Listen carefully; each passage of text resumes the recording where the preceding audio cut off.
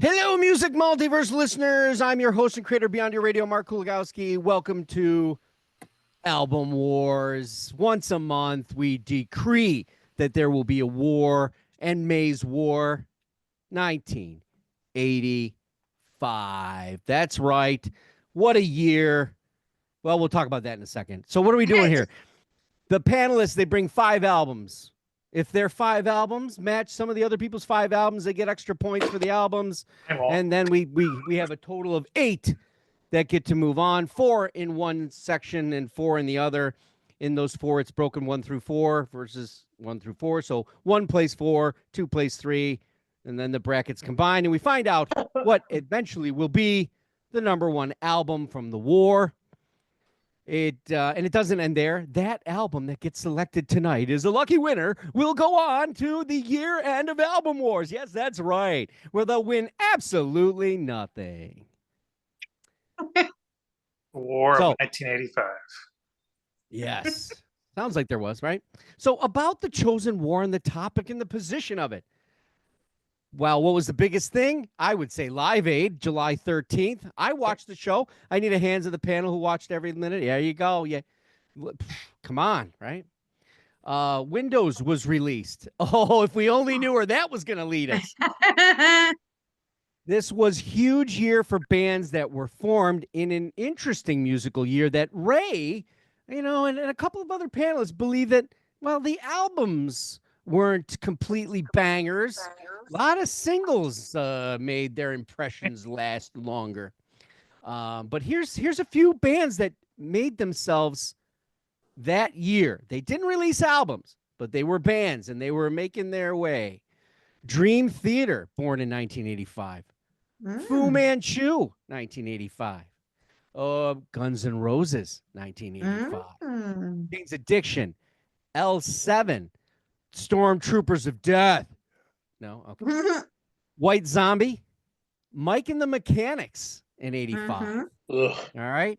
And then probably the greatest band in that All I list. need is a Tylenol. And of course, probably the biggest out of 85 that wouldn't have been, you wouldn't think, but Radiohead, 1985. Yeah. Yep. We became obsessed with Cabbage Patch Kids and then Sour Patch Candies and kids. So basically a coincidence? I think not. Yeah. Eat your children. Yeah. Okay, great. Sounds good.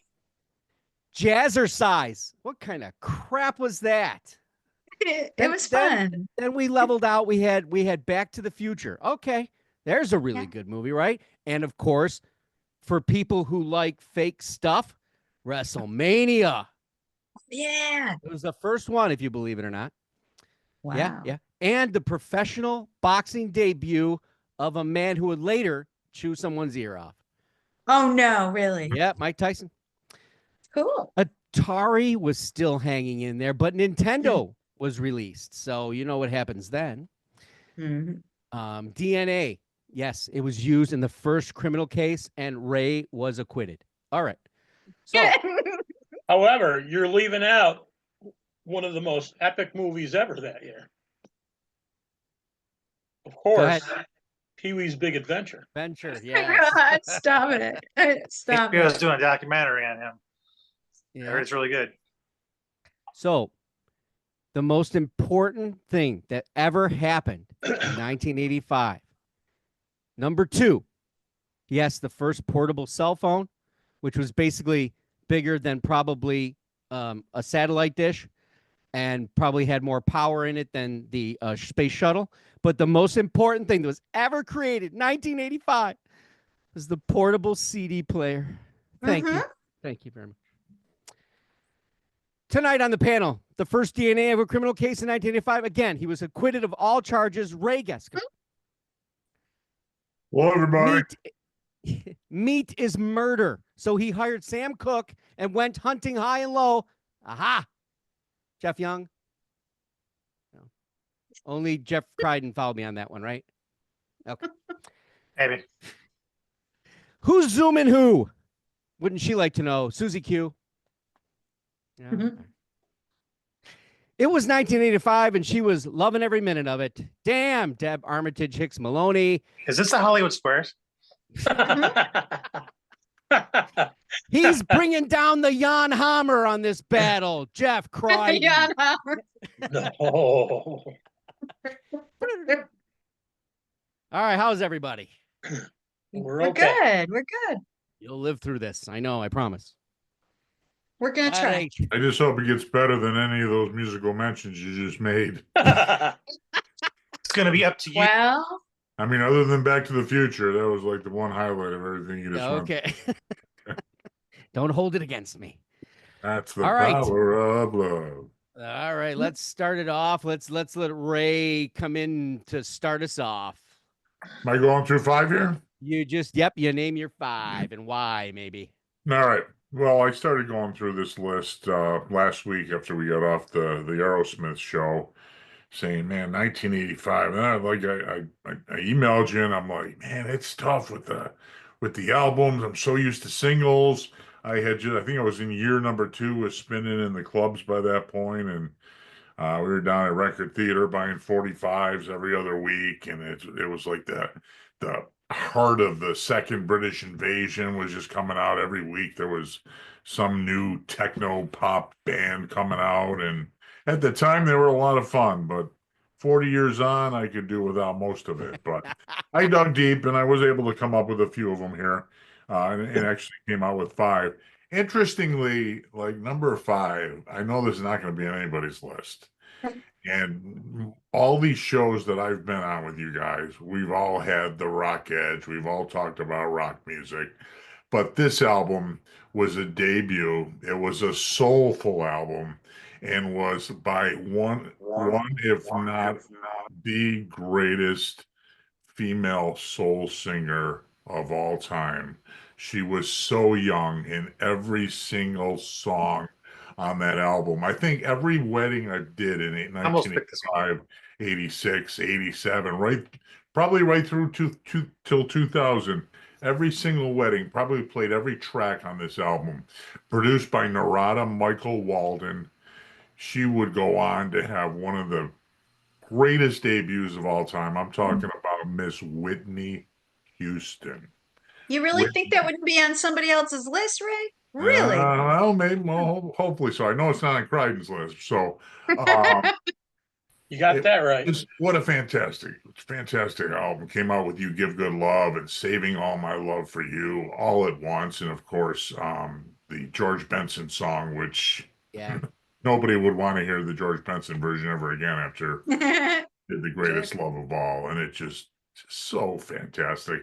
I'm kind of getting tears just thinking about how beautiful it was. If you need to take a minute, we can talk amongst Yeah. ourselves. Yeah, That a little album, for Clem.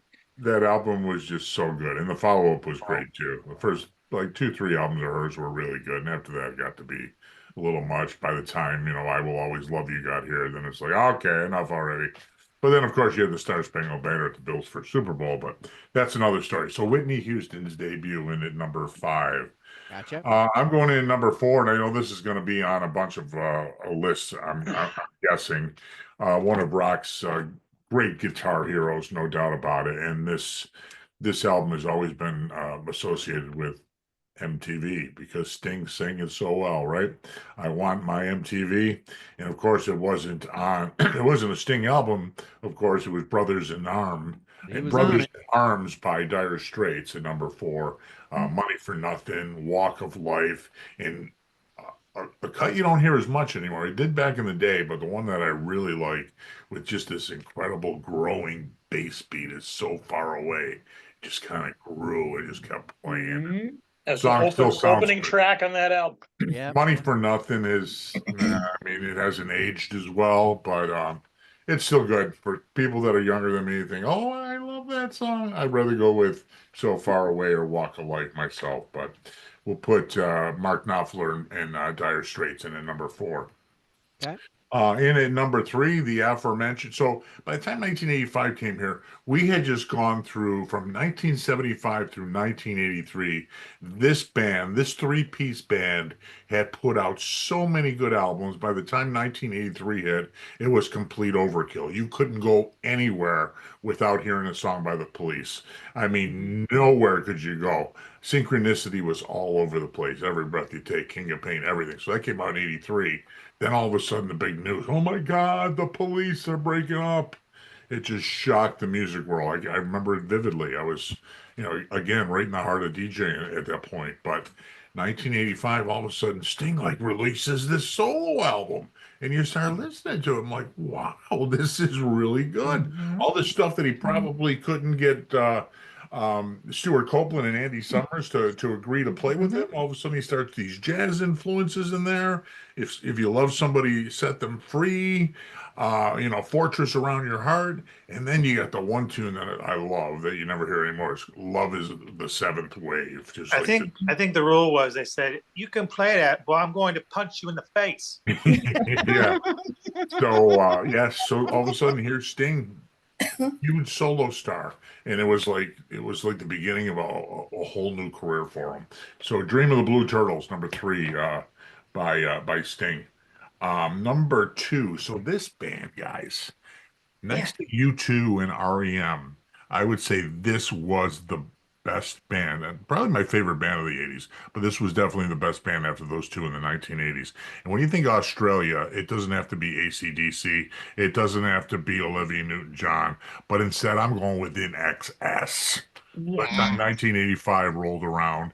They had come up. This would have been their fourth album, coming off the Swing, which had Original Sin, which has kind of catapulted them into the stratosphere. And then Listen Like Thieves came out, and man, it was so good. Michael Hutchence became a media darling, and the band was just so good, so funky and rocking, and it was good. Listen Like Thieves, number two. And then at number one, it's a little more poppy nowadays, but so you think of the 80s, right? You think, who the biggest stars of the 80s? Well, you had Michael, you had Madonna, you had Prince, you had Bruce, and you had John Mellencamp. Oh yeah. Yes, you did. He just came. Wow. Yeah. I went over it and I just went track by track, and I'm like, man, It's a great this album. is good. Crumbling Down and Pink Houses off the last album were great, but then all of a sudden this album came out, and I'm like, wow. And then he does this ode to 60s rock and ROCK in the USA. It's just like, whoa. Scarecrow, Rain on the Scarecrow. So I'm going number one. Blood on the Plow. Yes, Yep. absolutely. Number one, Scarecrow. John, at this point, he was still John Cougar Mellencamp. Yes, he was. Yes, he was. Yeah. So I think Yes, the he next was. album, he dropped the Cougar, and he started going out with older women. Yep. And he played Harvey and Corky's Stage One as John Cougar on his first album. Johnny Really? Cougar. It was John Cougar in the first two albums.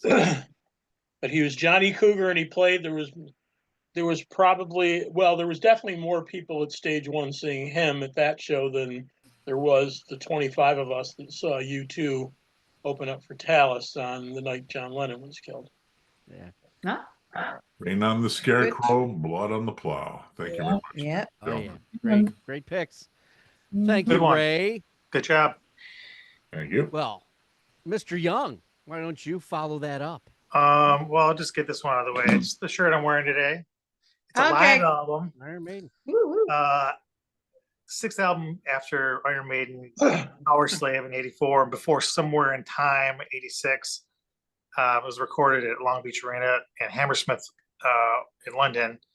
And the band said they should have had the whole album, just the London show, because it was superior sound, but the lighting was too dark, so they couldn't use any of the footage for their video version of this, both critically acclaimed.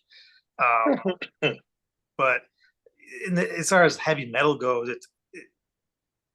just reading online about it, it still has so much critical praise. It's like considered one of the better live albums in the genre. and the Power Slave tour itself actually started to influence stage design for a lot of future metal bands. But yeah, I mean, it's just a fun album for me. I mean, it had like a lot of, it's in the prime of their careers pretty much. And, you know, it was nice for them because in between the two albums in 84 and 86, this gave them a break because they toured like almost two straight years on Power Slave. So, well, plus the album 4 too. So they just were touring so much they needed a break. And this album gave them that opportunity. So then I will move it on to, I also picked Scarecrow from Mellencamp, the 8th album. And overall theme of the album was just the fading of the American dream in the face of corporate greed. I wrote that down. And Good. we're in this small town, lonely all night, you know, a couple other great songs. But some of the significance of this album too was, you know, portrayal of the financial crisis of farm families. This is kind of what led to Farm Aid as well. So, you know, a little more significance than just music. Let's see here what I got next. I got Love by the Cult, their second album. It's kind of their commercial breakthrough. Yeah. And this was a transition from kind of their punk sound to more of a blend of rock, hard rock. Some might even say a little gothic, but no, I wouldn't say that. Was that Sanctuary was on that album? Yes. Yeah. Yes. Nirvana, Big Neon Glitter, Love, Brother Wolf, Sister Man, Rain, Phoenix, Hollow Man, Revolution. A lot of good songs on this album. Yeah. It's among one of the first alternative rock bands to gain mainstream success with this album. And it actually kind of upset, from what I read, a lot of their punk fans at the time who were kind of saying, you know, you're breaking our code, so to speak. But I read a story too where Ian Astbury said somebody was coming up to him and he thought it was a fan and he wanted to punch him in the face because he was an angry rock fan, angry punk fan. I worked that record too. Yeah. And She Sells Sanctuary is such an incredible song. And bar bands were playing it. Yet radio, when I went to radio to get airplay, programmers didn't want to have anything to do with it. Yeah. Well, I got two more. I'm going to go with, this might surprise you, but I'm actually going to go with King of Rock by Run DMC, their second album. It's the first rap album to be released on CD. It's the third rap album to be certified platinum. So their biggest hits were like Rock the House, King of Rock, Talk Too Much, Can You Rock It Like This? And Can You Rock It Like This was written by a 16-year-old LL Cool J, by the way. Yes. And you know, obviously blended hip hop with rock elements, kind of popularized the dynamic of the DJ MC, and it showcased the importance of the DJ versus MC with the MC, kind of like the Fat Boys popularized the beatbox in a different way. But and it's one of the first rap groups to perform on a major television show like American Bandstand, or even play major rock festivals like Live Aid. So LL Cool J's album Radio was actually in the top 100 albums of 1985 as well. Really? And then the last one I added just was a personal favorite from a long time, No Jacket Required by Phil Collins. It was his conscious decision on this album to write more up-tempo and dance-oriented songs. And, you know, it's got obviously some drum machines, but obviously he plays everything live. But, you know, Suso Studio, which was, you know, a meaningless word. But One More Night, Don't Lose My Number, Inside Out, Take Me Home. A lot of good songs. Some of these appeared on Miami Vice and a couple other shows as well. The name of the album came about from him being refused to enter a restaurant with Robert Plant. So he just so it's a restaurant called the Pump. They went without me? Yeah, and so he went on different late night shows and trashed the restaurant, and then the restaurant finally sent him a sport coat and said, you can come anytime you want, wear whatever you want. Could not That's a good escape story. that I album for was the entire wondering. decade after that. Yeah, I was wondering if someone was going to talk about that because I was. Okay, you got me there. I didn't know So those that. are the five I love got. that. Excellent. So already we have the Scarecrow has a duplicate. So here we go. Let's go to Susie Q. All right. Well, all but one of mine have been chosen already. So Wow. I'll just go That's through pretty cool. those. That's Yeah, good for the war. I thought Ray and I were gonna go 5 for 5. In fact, Oh yeah. the other two I was considering, but I did not. Probably after they get your wings from last week. So good job. Yeah, she was very disgruntled. She went into a corner and cried for at least an hour. But this is good because my voice may not last the show. So I don't know. A lot of this has already been said, but Dire Straits, Brothers in Arms. And I don't know if I actually did these in order 5 to 1, 1 to 5, whatever. I didn't either. They're all going head to head anyway, but Right.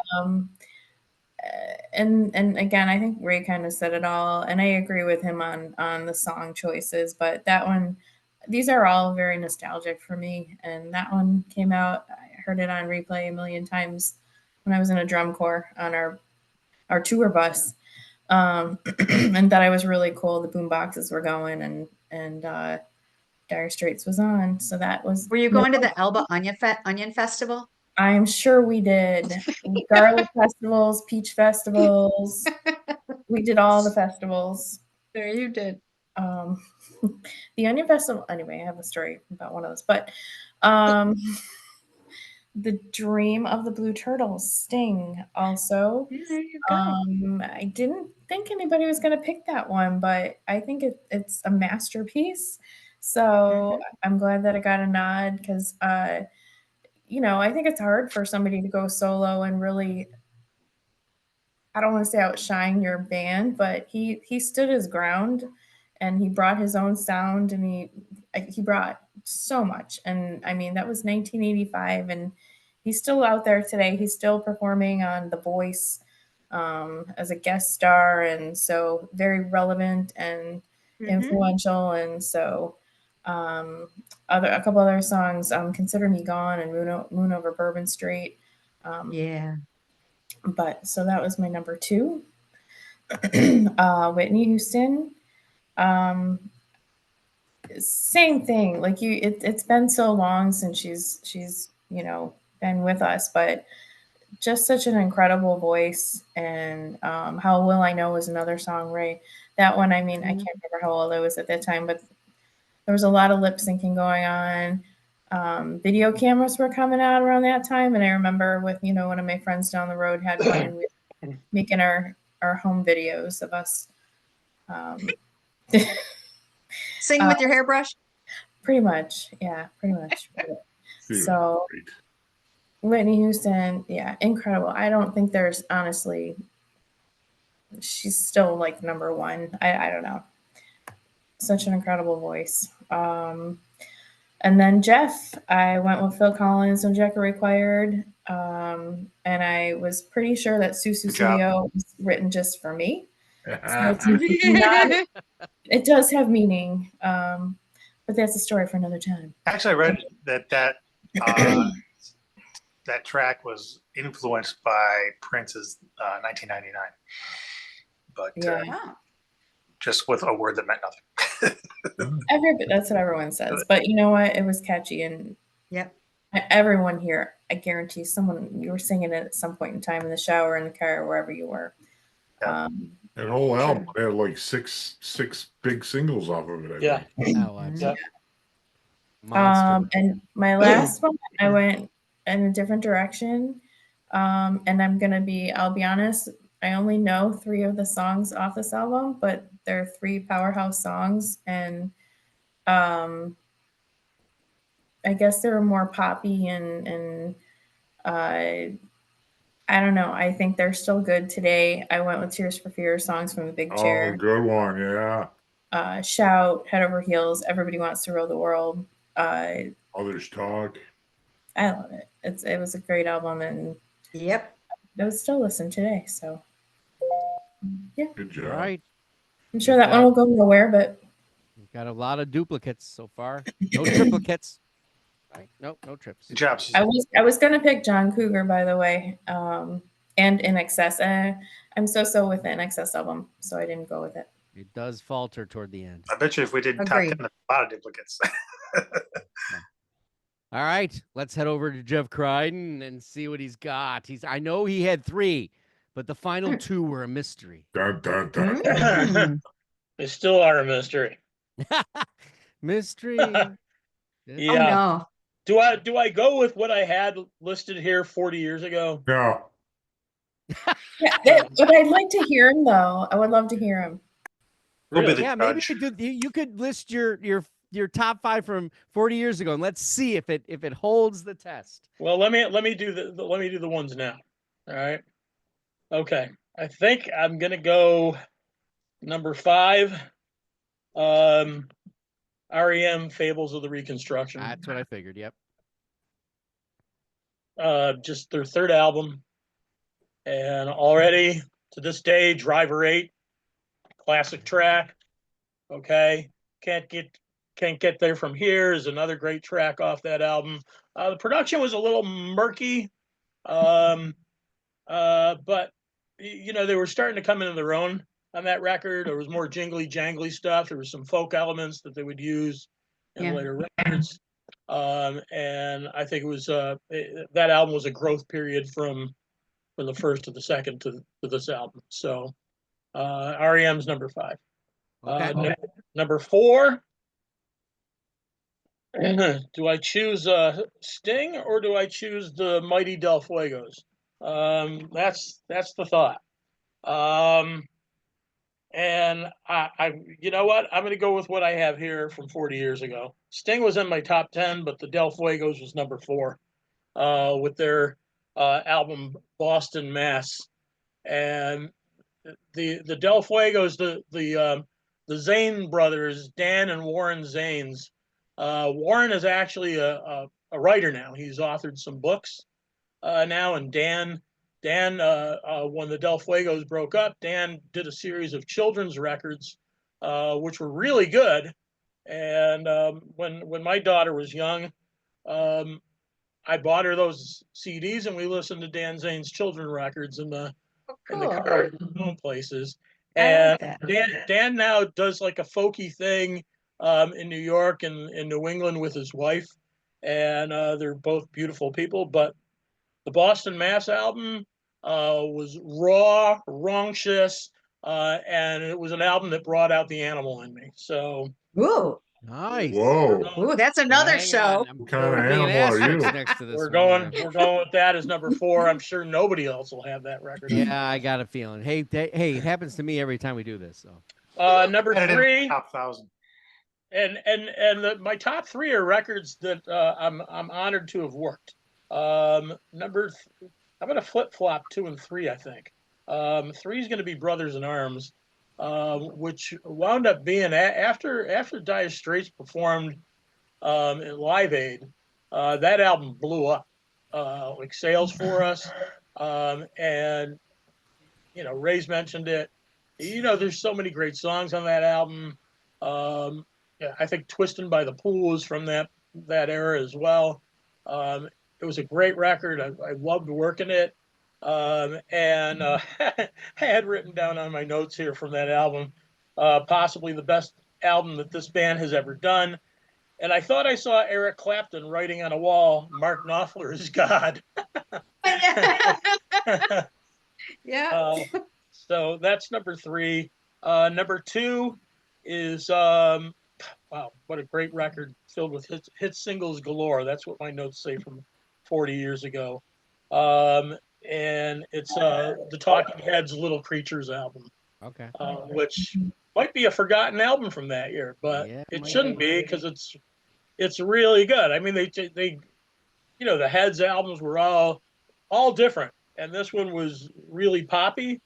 But from the opening track, "And She Was," all the way through to the title track, we had fun working this record, and I love it. I think it's a great record. And then my number 1 album was I was honored to actually be in the studio when the whole Warner Brothers staff went out to Burbank and listened to the first album in 10 years. There was a 10-year gap for John Fogerty, and where he didn't have any music from 1975 until he put Centerfield out in 1985. And you hear the swampy guitar opening of "Old Man Down the Road," The title track has become a staple at baseball parks around the country.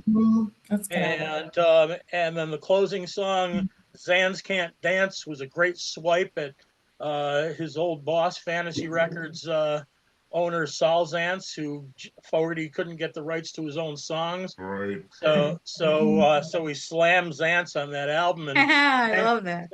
Zans wound up suing him, so he had to change the title of the song from Zans Can't Dance to Sans Can't Dance. Sands.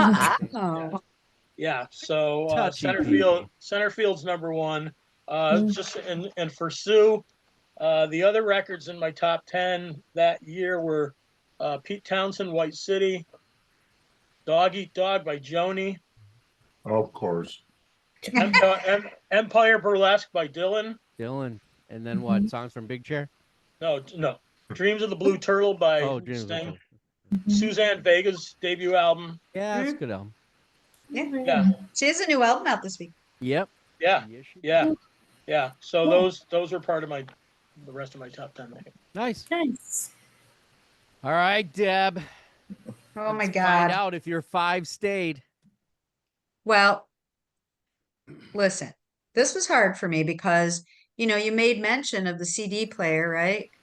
I actually had a Bang & Olufsen CD player, 5 CD player.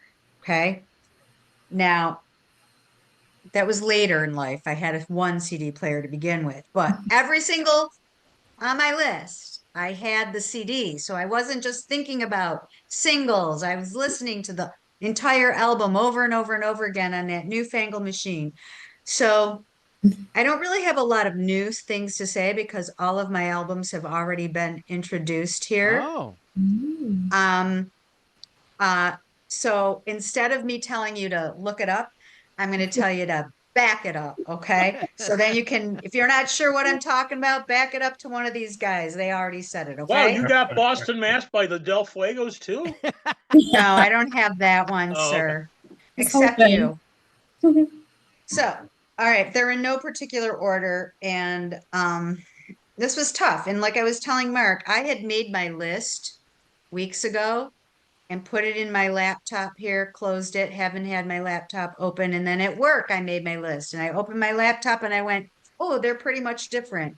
But everything that I had, one of you have mentioned. So Whitney Houston, her self-titled for sure. Everything you guys have already said. It was, I think what I liked about it was I didn't really want to listen to Madonna anymore, and I was done with all that. And this is just somebody that didn't need to make a show of anything. And she just beautiful, beautiful, beautiful. All right. My number 4, Dire Straits, Brothers Arms. I mean, it's like this was like such an MTV era time of our life too. So these albums, I think the things that I like about the ones that I picked were their videos in some sense. It was more than just listening to the radio. You could watch and be entertained, and now we're all screwed up by our phones. So maybe MTV was the downfall of everything. Sorry. Thank you, Number 3. Kurt Loder, wherever you are. Yeah, Kurt Loder.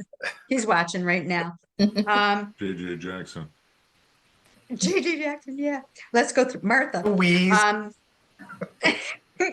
Phil Collins, No Jacket Required. For everything that you guys said, I was more mad when Genesis first broke up, but when they both, both my guys out there went and did some good things, I was embracing it. Sue, for you, I had Tears for Fears. No way. Songs from the Big Chair. I did. It's right here. It just, I remember going to concerts and seeing these kinds of bands that were doing a little bit more electronic stuff. And some of their songs were anthemy but not too anthemy. And just, I listened to it again today and it was very nostalgic for me.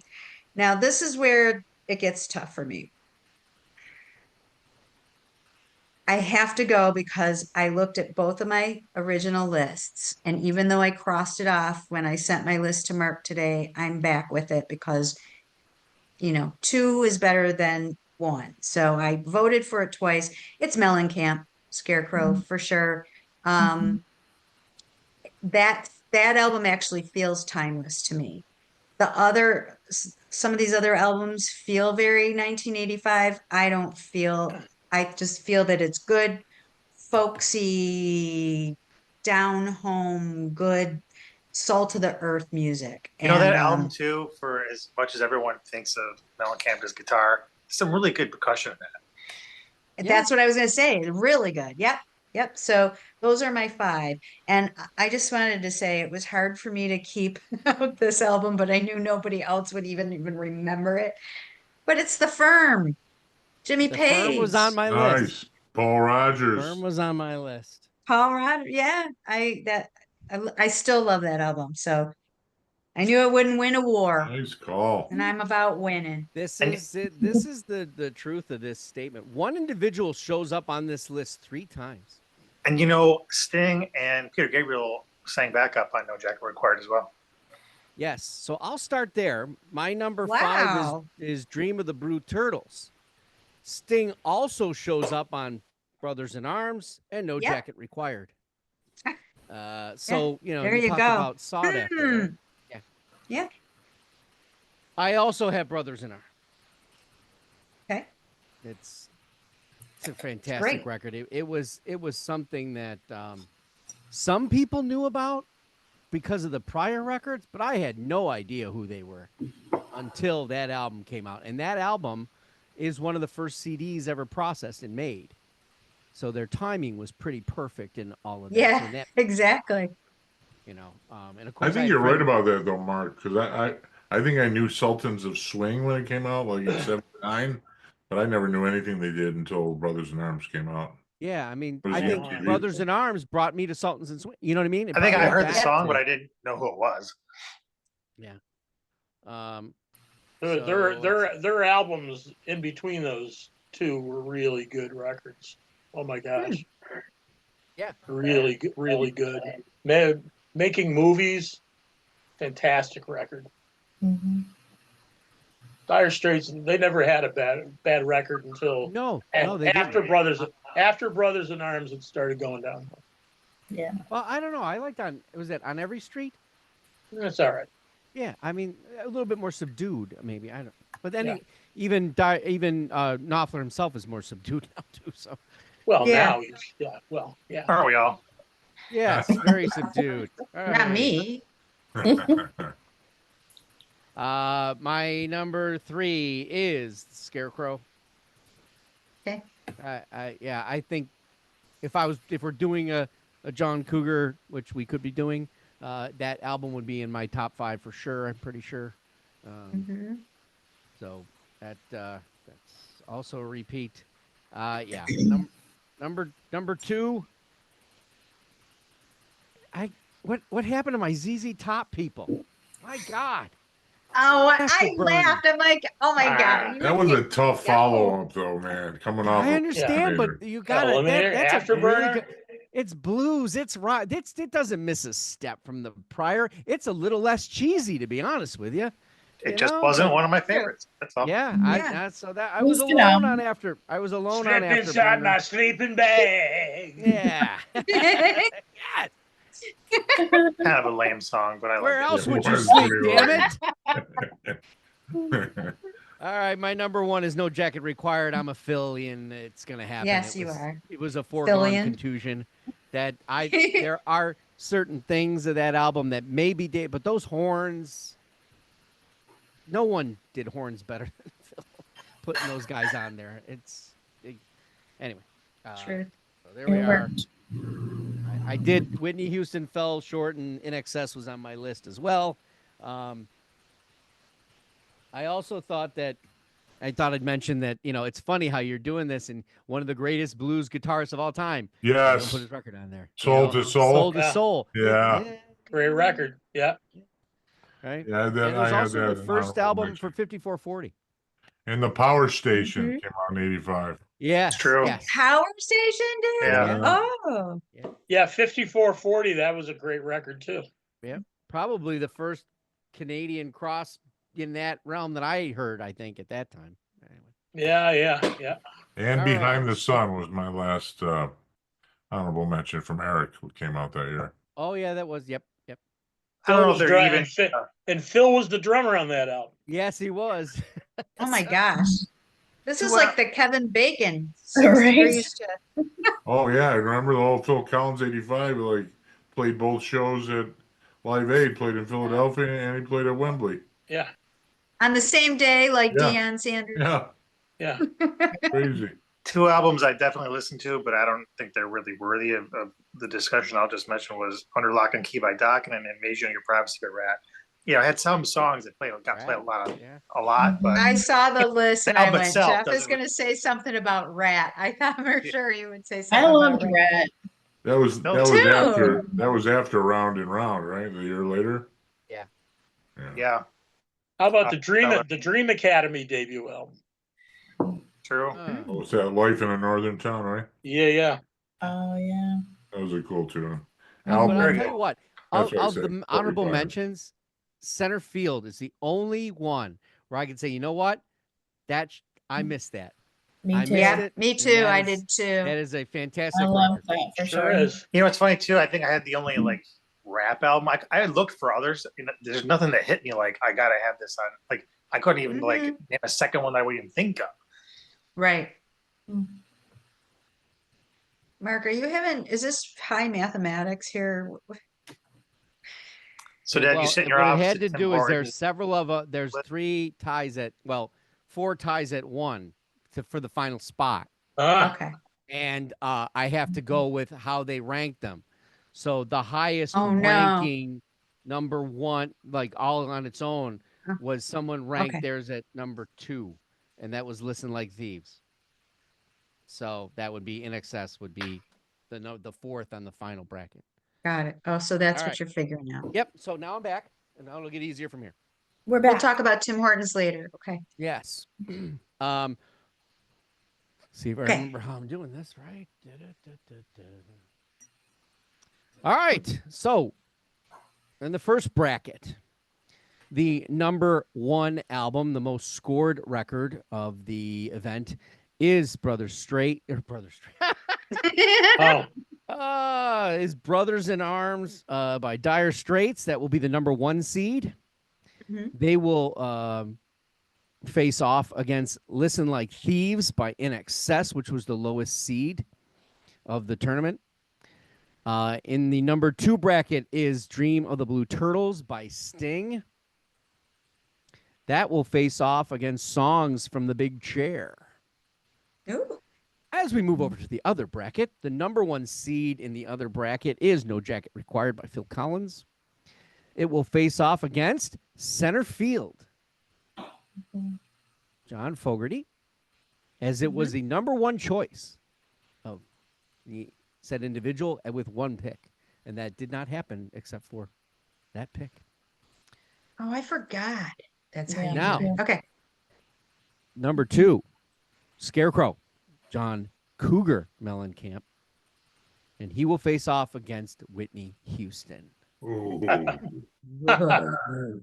So- Oh. Oh no, Ray, Yes. you're having a moral conflict right now. I'm honestly, there's That's an easy choice.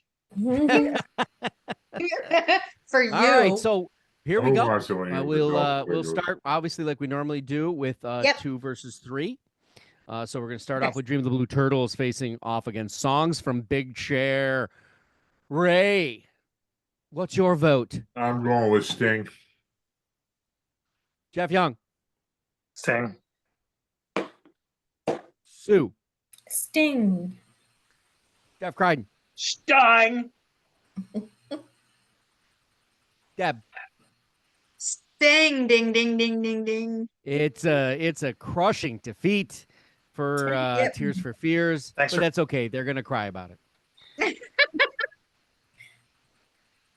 Going back now, we got Brothers in Arms We'll face off against Listen Like Thieves. Let's go backwards. I'm going to take Brothers in Arms. Deb, Brothers in Arms. Jeff, Crichton, Brothers in Arms. Sue, Brothers. Jeff Young, Same. Ray. In excess. Well, it wasn't a complete whitewash. All right. So when the other bracket resumes, it will be Brothers in Arms versus Dream of the Blue Turtle. Let's go over to the other bracket now for more exciting. We're going to have Scarecrow versus Whitney Houston. It doesn't sound. Ray.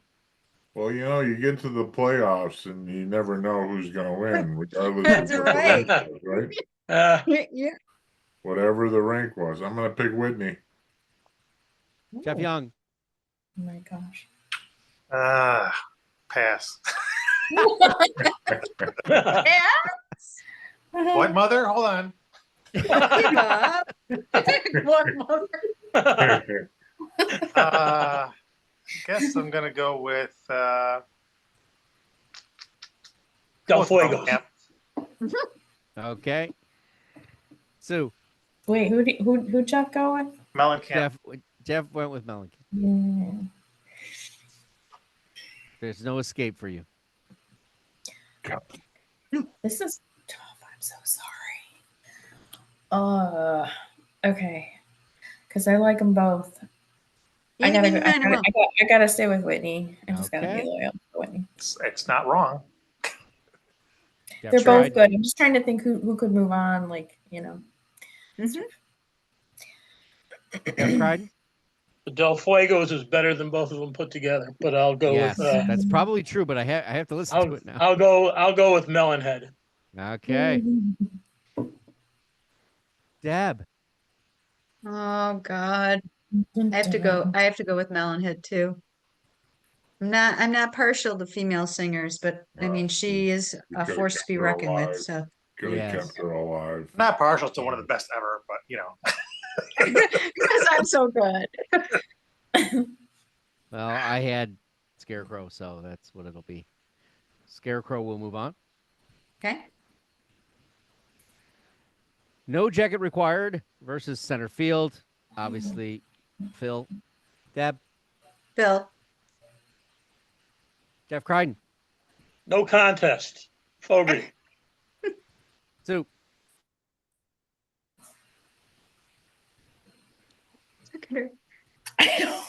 This isn't Survivor. You don't have to make friends. I'm gonna switch to Fogarty. I'm Yeah, gonna I switch figured to you would. Yeah. Wow. Mhm. Thank you. Yeah. Mr. Young. I was gonna say Phil, so Phil. Ray. Fogarty. Wow. We have a tie. Oh no.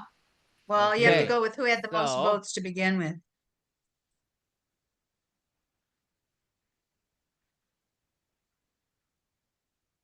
Yeah, that would be an impossibility. That's too bad because Yeah, there's Phil there's has only to one win. vote in the center field. So that's we will remember this moment. Maybe we change. Yes, we how this- will.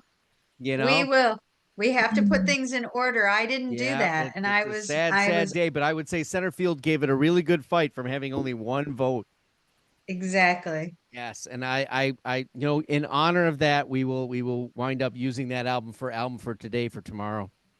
Okay, cool. 'Cause, Album for today, It's tomorrow. a sad moment. It's a sad moment. I mean, the Del Fuegos. We don't know how sad that is yet until we listen to it. Oh, you let me All right. know. Okay. All right, so Brothers in Arms versus the Dream of the Blue Turtles. Right. Sting. Not Jeff singing. Young. I want my MTV. but What was it? The other one?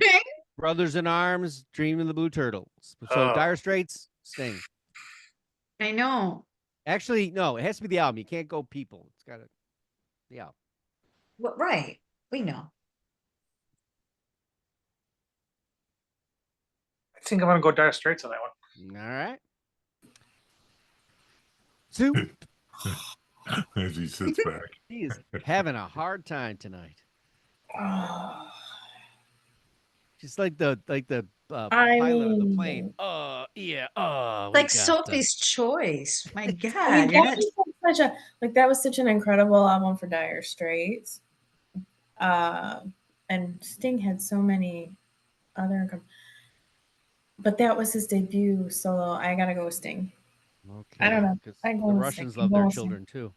I'm Jeff just like, I how don't did know. you get for leaving your band? um, yeah, no contest for me. Brothers in Arms. Damn.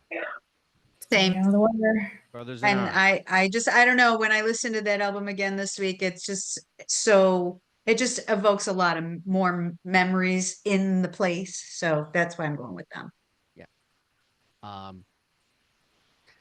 I will make sure that I did this the same. Yes. Brothers in Arms. In another down the road, no one will beat Sting. No one. Oh, there's going to be a war. Oh, okay. Well, if All there's right. I'm just saying there's a year where his album is like lights Oh, yeah. out. I think that's the album that I saw in concert. So, So, actually, there's probably a couple, to be honest with you. All right, so Brothers in Arms will move into the final battle. mhm. And away we go with Almost Upset. No Jacket Required versus Scarecrow. So this ought to be.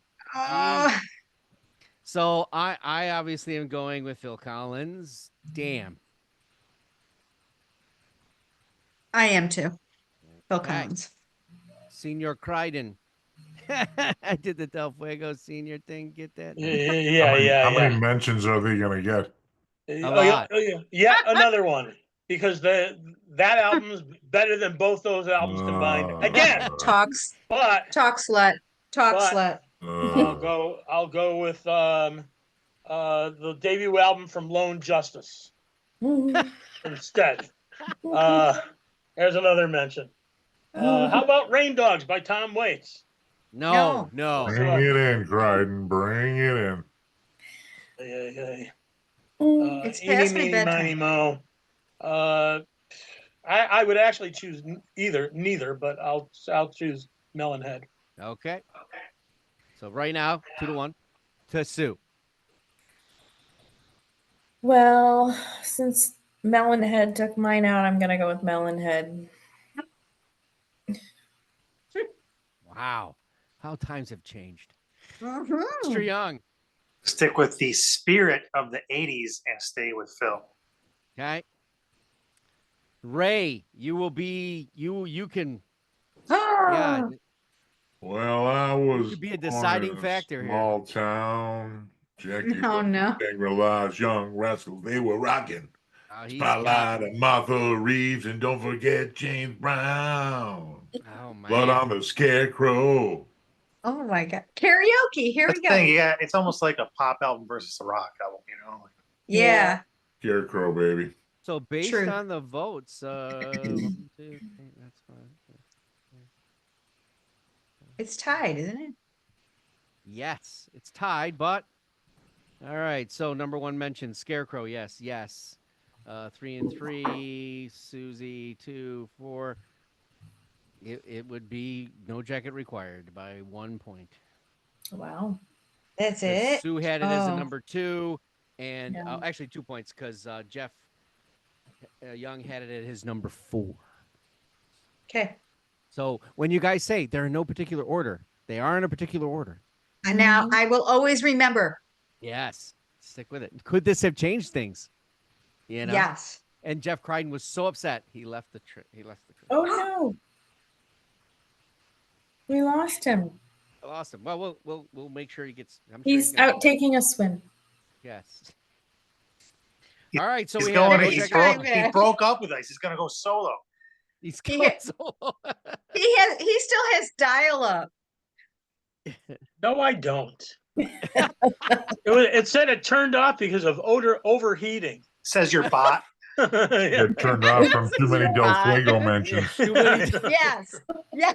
Very good. Yeah, all right. Okay. All right, and away we go with the big All right. The big battle. Here we go. No jacket required versus Brothers in Arms. Oh, everybody moved a little bit. So let's go to Ray. Brothers in Arms. And with Jeff Young. What the hell? I Mother. don't know. I just don't see an Iron Maiden guy being a Phil Collins guy. Well, I mean, I am. So He there. appreciates music. I mean, I picked rap too, dude. Let's go. I'm gonna go Phil, I guess, All right. Hmm. Sue. just because I listen to it more.